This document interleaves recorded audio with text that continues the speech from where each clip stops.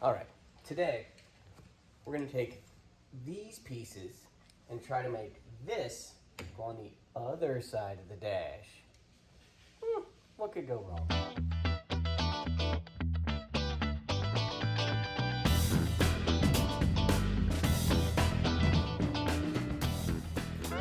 All right, and we're back.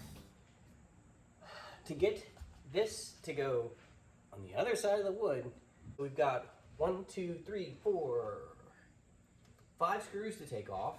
Step 1, disconnect battery. I already did that. Step 2, I'm going to disconnect this speedometer cable from the little emissions-y whatever thingy. Then we'll take those 5 screws out and pull this forward, and we'll see what kind of mess we have. Gently with this one. These screws that hold the dash in, they come with a little washer to help seat this tapered head. Don't lose the washer. These ones in the middle are screws that I had because the holes in the metal dash are already wobbled out to the point where I can't use factory screws anymore. And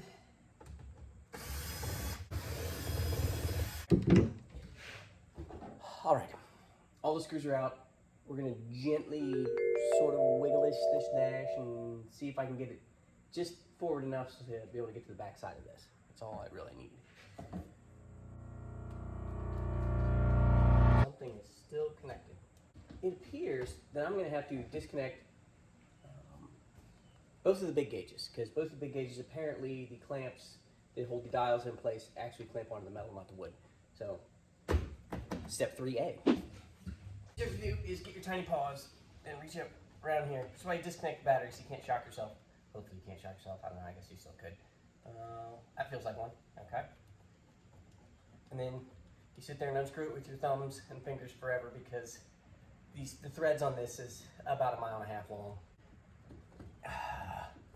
And why is it fine thread?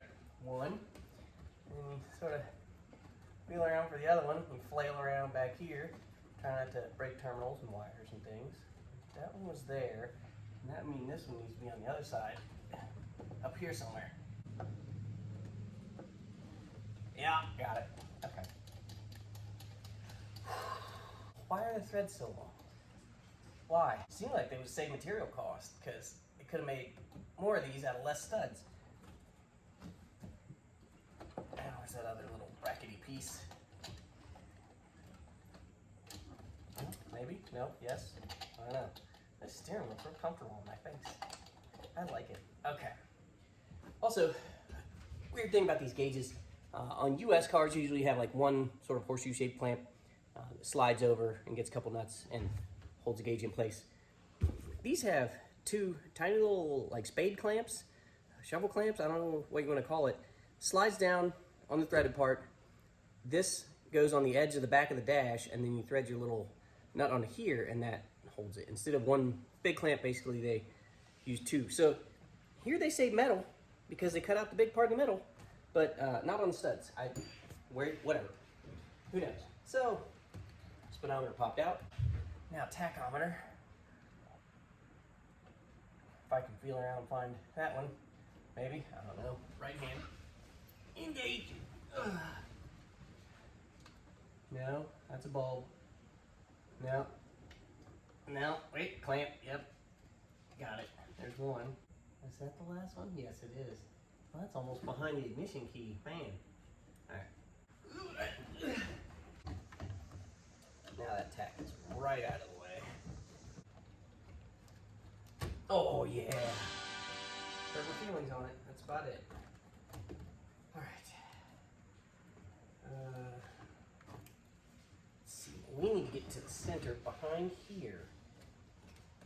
Oh, careful. Don't break. That's all I'm asking is don't break. All right, we're going to disconnect this. Okay, parts and pieces. So this is here.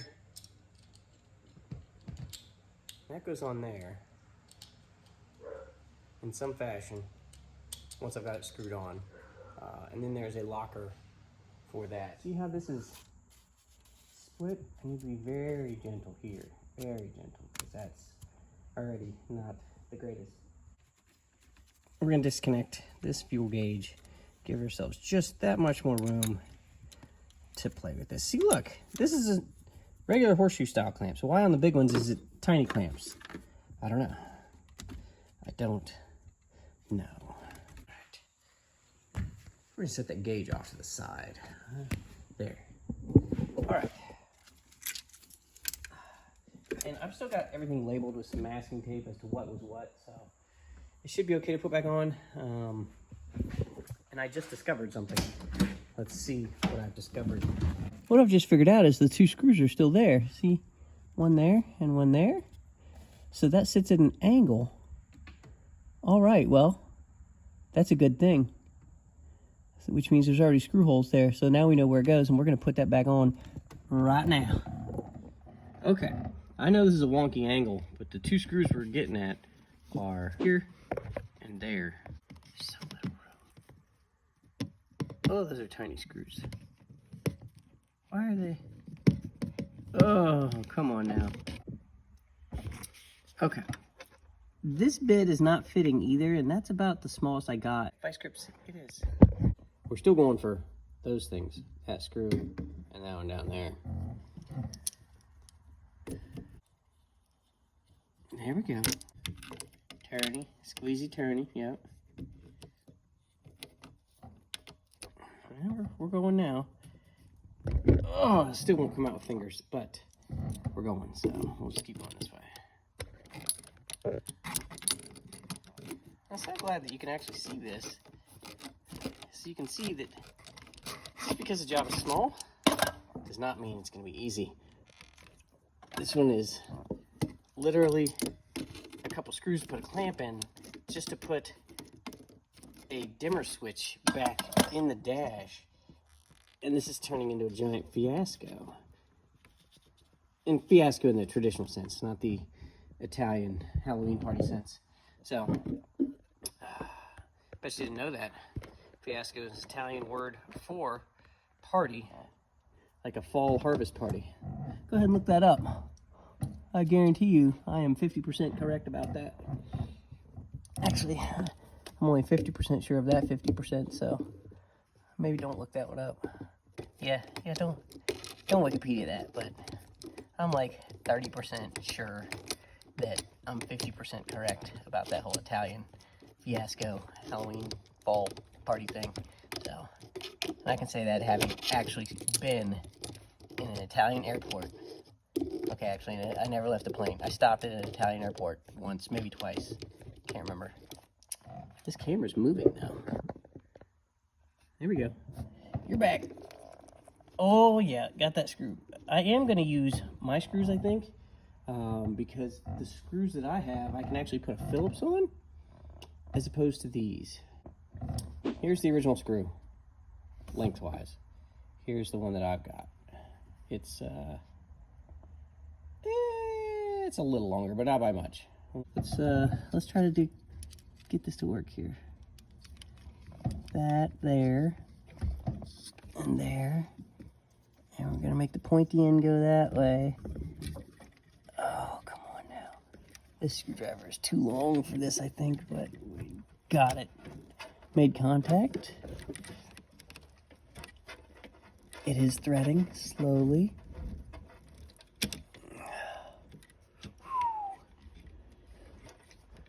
I can almost get to it. There we go. There's just no room for this. And I'm sorry that I keep knocking this camera around, but there's not a good way to do this. Okay. Just trust me, I'm on the back side of this, trying to get this screwdriver to work around the switch. Good thing is, you know, this isn't 4,000 threads long like the stupidest speedometer in TAC. Oh. Huh, you fell. I got you. All right. Last one, and this is the easy one. Anybody has better suggestions on how to do this? I'm all ears. Okay, but I've looked around and I didn't see a really good way to do this at all, ever, pretty much. Okay. Whew. All right, see, wasn't that so simple? Last piece of this is to get this pin pushed in, or pushing this trim knob in.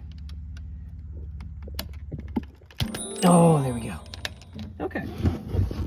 Now, you can see why there's no way that you could clamp this from the outside. It's got to go through because of this trim piece. So that is our dimmer. What a pain. All right. Oh, by the way, check that out. Remember the one I dipped? Yeah, I clear coated it. Turned out really nice. You can read the shift pattern still. 1, 2, 3, 4, and R. Okay, yeah, there's a bubble there. I don't care. So what? Came out really good, and you can read everything. Okay, well, that was a lot harder than I thought it was going to be. I didn't think it'd be easy because you're messing with a wood dash that's sort of falling apart. It's pretty delicate. But I didn't know that I'd have to take all these gauges out, which not a big deal. Most of the wiring's labeled. Some of the wiring isn't. Got a manual. Shouldn't be too bad. But I noticed taking it apart, there's a ton of bulbs that are either broken or dead.